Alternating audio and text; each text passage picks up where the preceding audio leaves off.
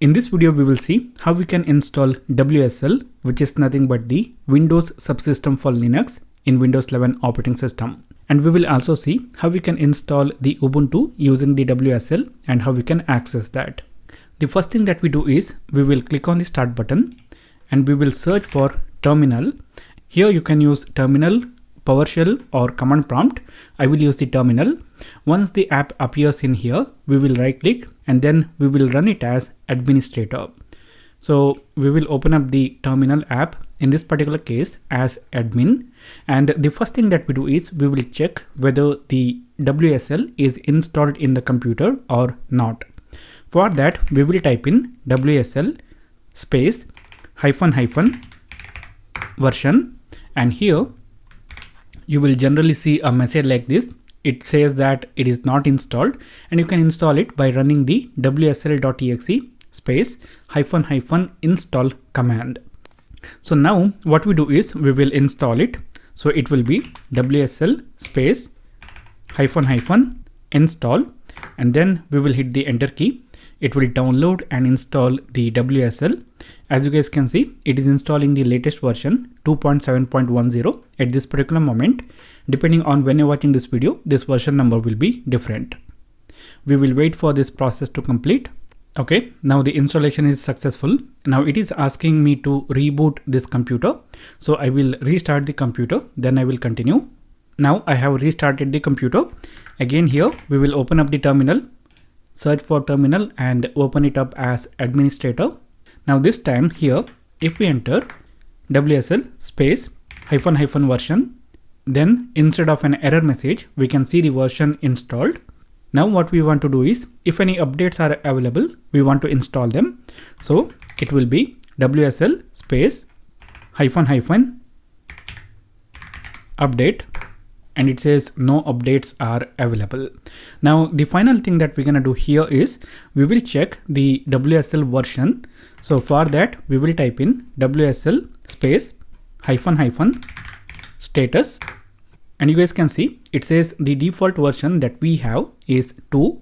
If it is 1, then I recommend you guys to change the default version to 2.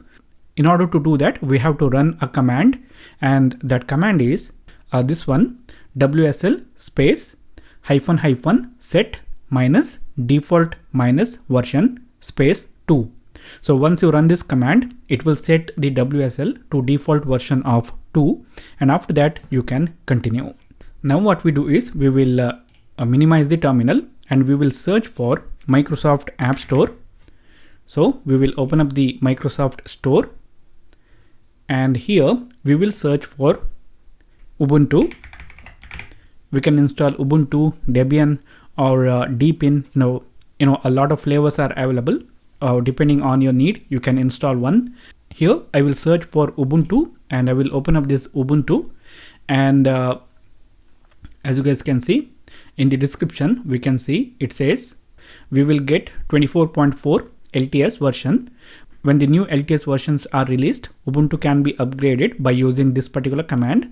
So we will get this Ubuntu. I will click on this get. Now it will download and install it. And as I said before, we have other options also available. You guys can check them out if you want. Here we will wait for this process to complete. Now once the installation is complete, we can click on this open. It will open up the terminal window, and here we can see installing. This may take few minutes. We will wait for this process to complete. So now I have to enter a new username.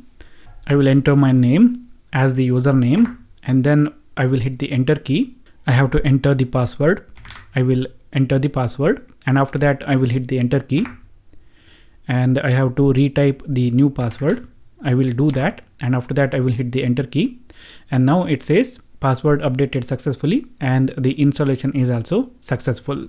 So now we can see the Ubuntu system running in here. Now the next thing is how we can access this Ubuntu that we have just installed. What we can do is we can click on the start button and we can search for Ubuntu, and we can find the Ubuntu app. By clicking on that, we can open it up. As you guys can see, the other option that is available to us is we can open up the terminal, and here we can click on this down arrow and here we can see Ubuntu running in here. If we click on that, it will take us to the Ubuntu that we have installed. So this is it guys for this particular video. Thank you for watching, and I'll see you later in the next one.